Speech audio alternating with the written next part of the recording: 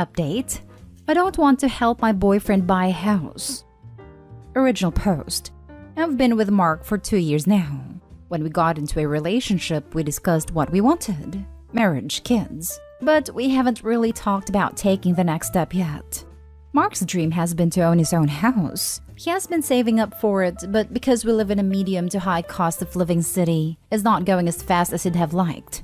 Yesterday, he asked me if I would consider covering rent and utilities for a year while he aggressively saves. Frankly, I'm not 100% on board, and I told him.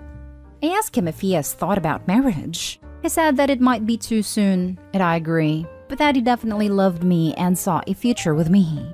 I asked him if the house would completely be his own or if we'd buy it together. I decided it would completely be his own because we aren't married yet, and buying a house together would be risky. I asked him if he'd pay me back his share, and he said eventually. I have inherited a house from my grandmother in a high cost of living city, which I'm currently renting out. I do not want to lose it, and when I inherited it, Mark and I agreed that if we ever head towards marriage, he's fully on board to sign a prenup that ensures he has no claim on it. Here's my problem. Mark has not done anything for my grandma's house. Neither have I. The house was in perfect condition. I rented it out within months of finalizing the inheritance. But he literally has no reason to stake a claim. But by covering rent plus utilities, I will be providing monetary assistance to him, and if we break up, I'd have lost quite a bit of money for seemingly no reason. In a way, I'd feel entitled to a part of his house. Is this a selfish way to think? I love him, but I don't want to assume this risk, especially because our future together is not clear. I asked him if he'd consider moving in with his parents, and I'll find a roommate, temporarily for a year so he could save up the money. This way, I wouldn't have to spend more than I need to. He'd achieve his goal and we can still continue our relationship. But he said I was being incredibly selfish and untrustworthy because it would be our home, just not on paper. That I clearly didn't see a future with him. And now he's not talking to me. A part of me feels like this relationship is doomed. Is there a way to salvage this? Now for the top advice before reading the update. So he wants to buy a house with your money in part, but you don't get to own any of it? That makes no sense. How about you split the rent and you each save the other half so that you have enough money to put a down payment on a house together if you are ever ready to do it? Assuming you still want a relationship with a selfish kind of guy. Oh hell no. That's such a prick thing to ask of you. He sounds like a loser. I'm sorry. Yikes. If you help pay for it, absolutely get your name on it. That seems like a huge red flag and manipulation. Especially him calling you selfish for wanting part of what you're helping to pay for. If he plans on paying you back, then just say you'll take your name off when he pays you back. Simple as that. Yep, dude knows exactly what he's doing here. You're right, he does sound hell of a manipulative. He straight up asked Opie to gift him thousands of dollars while disguising it as you cover for me. How much more does he need to save? A year's worth of rent is what? $12,000? He's going to owe you at least 12 grand and likely wouldn't be able to repay that very quickly considering he couldn't save that unless you covered his rent for a year. 12 grand is also not going to put a very significant dent in any down payment amounts. No offense. Since you already discussed prenups, if you do decide to go through with this agreement, get a lawyer and have them write a contract. State in the contract that you covered X dollars of rent and that is obligated to pay you back, or that you get that equity stake in the property, etc. And now for the update. Thank you to everyone who commented on the post. It made me realize that I was not being unreasonable at all. After a few days, I proposed the following to Mark. I'd front him the money instead of paying for his rent for 12 plus months he needed for the down payment on his house. He'd calculate what percent that money would be of the total cost of the house.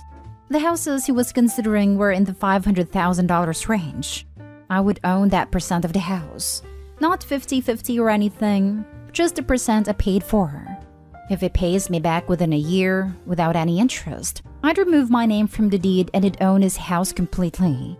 If he doesn't pay me back within the year, he'd have to pay me whatever my percent was worth a year down the line, if he intended on owning the house fully. Otherwise, I was happy to have a 10% claim on the house forever. So basically, if I fronted him $50,000 for a $500,000 house, I'd own 10%. I would charge him no interest for the first year. However, if he doesn't pay me back, then he'd need to pay me 10% of whatever the house was worth the next year. So if the house is $600,000, he'd owe me $60,000 and so on. To be honest, this isn't that great a deal, because real estate prices are nuts right now and are increasing pretty dramatically. So this is literally worse than taking out a loan. I proposed this in the hopes that he declined and we just have to go back to never having discussed this at all. To my surprise, he immediately agreed and said that he'd get a lawyer to draft an agreement, even though he hadn't finalized the house. Well, okay then. He had it ready in 2 days. He was incredibly pushy about me signing it, but I wanted to review the whole thing with my lawyer, so I didn't care. Turns out, there were some super shady clauses added, with my contribution being termed as a gift and not a loan. I'm not going to go into the details, but my lawyer basically said that this agreement was super problematic and would cause all sorts of issues down the line. He drafted an alternative and sent it to Mark. Mark did not sign it and was adamant that I signed the original agreement and wouldn't tell me why.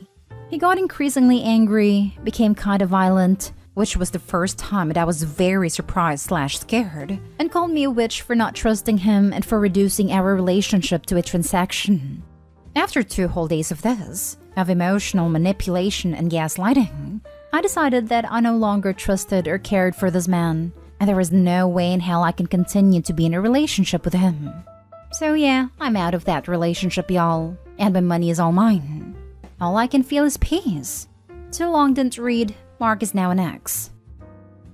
Your proposed plan was well thought out. My contribution being termed as a gift and not a loan. Wow. So it turns out he was a con man all along. A long con to steal $50,000. Mark is now my ex. Even smarter move. I believe for his mortgage to be approved, he'd need to show the money was a gift and not a loan. If he has another loan listed of $50,000, it's going to change the terms of his mortgage. All in all though, good move not getting involved. It had disaster written all over it. That makes sense. But he could have told her that and explained it and asked if that was okay. But he didn't. He had it hidden in the small print and never mentioned it to her. I guarantee his lawyer would have drawn his attention to that fact. It took her lawyer to spot it. There was a huge chance he'd have used that clause to never repay her. As a banker, I see things, and money and family/friends should never mix. Good on you for protecting yourself. My sister was one of the bank people with a desk, so higher than a teller but not a manager at a branch. And the stories she told? The guy never had any intention of paying you back that $50,000. I wouldn't be surprised if his plan was to string you along with a promise of marriage and milk you for rent money as long as possible. Good on you for seeing through his BS. Agreed. I think him getting violent, seriously, what a piece of scum, confirms that he ultimately viewed Opie as nothing more than an ATM. Called me a witch for not trusting him. I can't say this with 100% certainty, but I'm 100% positive every single piss-taking grifter's final words are exactly the same. Translation, how dare you find out and call me out for knowingly trying to rip you off. It really does light up how little shame they have and how manipulative and comfortable they are, acting like a decent person to get what they want from you. Once you translate that line, you get the benefit of a little shudder and ew when you think of that person, so getting over them is easier. Now for the last story. Update. My husband is lying about working late. Original post. I am 32 female. My husband of 5 years is 37 male. Since early 2020, he got a promotion. He told me one of the responsibilities of this promotion was that he had to work until 9:30 p.m. every Friday. He told me it was to oversee the finalization of all the work they had done that week. He told me it wasn't just him, it was also one of his coworkers, Glenn, and some other people. Glenn is in his 60s, and I've met him a handful of times pre-2020, but him and his wife don't go out much. I just happened to run into Glenn's wife at the supermarket. I barely recognized her, but she called out my name first and we began talking. She was saying she was finally beginning to feel comfortable going out again. and how her and Glenn had begun to take cooking classes, so she was at the store getting something for their class tonight. I was confused and asked if Glenn was getting out early tonight. Since my husband never gets out early, he always comes home at 10 p.m. on the dot. She said no, they were going after he came home from work. I was like, wow, you guys are really night owls. She looked confused and was like, well, it's over 7:30, so I asked her what about Glenn working late on Fridays. And she was so confused and was like, he's never worked late on Fridays. So it was pretty awkward and I just told her to enjoy her class and left. I know he said it's Glenn he's working late with. He talks about it all the time. After everyone left, me and Glenn got eggs for dinner. Glenn complained how tired he was the whole time, etc. He normally comes home at 5:30.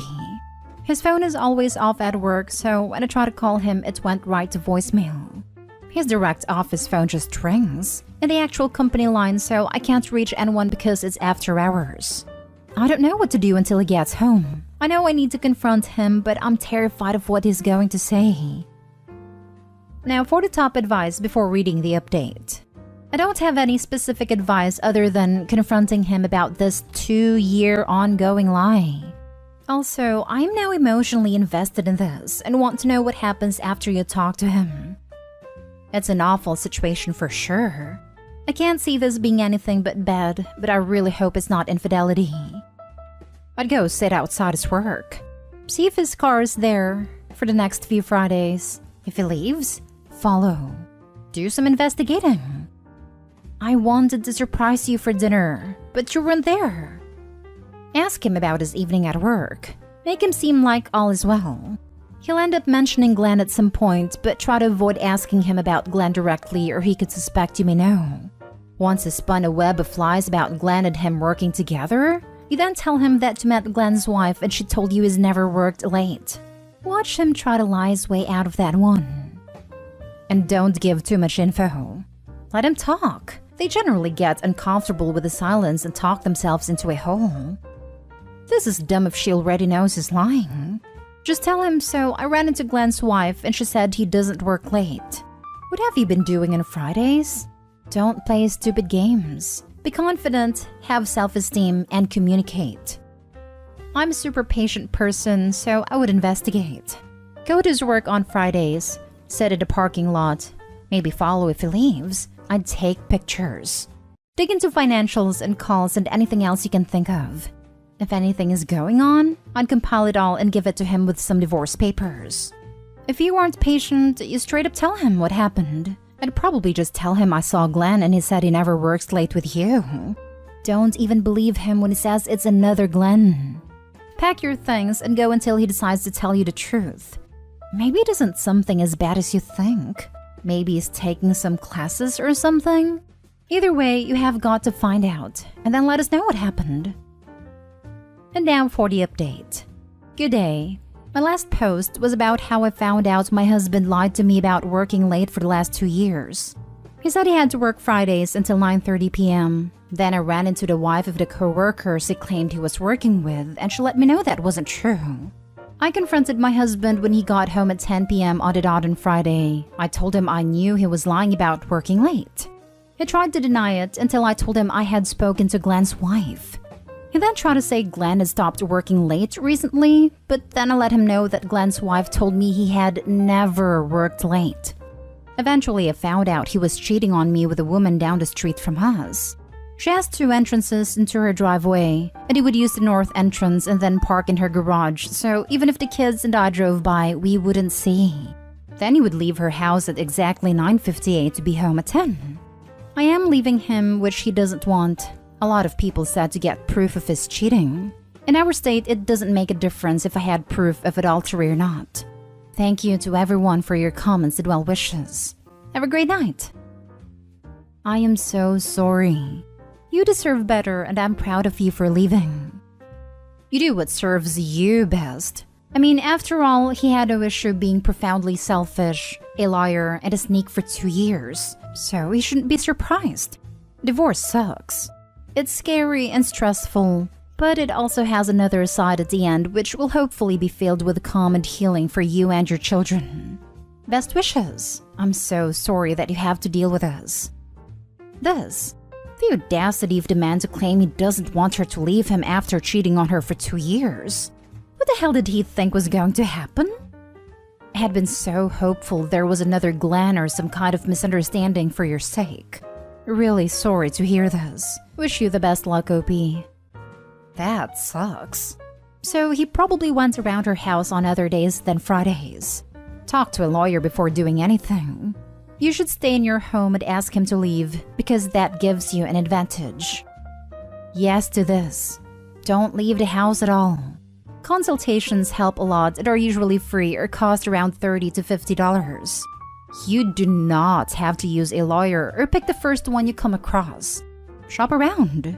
The paperwork is not hard. I did the first steps myself. I'm sorry this happened to you. What an absolute piece of. I can write a thesis about what I think of him but won't change anything. You made a right decision, and you will end up better and stronger. You're so strong standing by your decision and not let him emotionally manipulate you. You have no idea how strong you are. Well, at least for me. Hugs from far and electronically. We're proud of you. We support you. You didn't deserve this.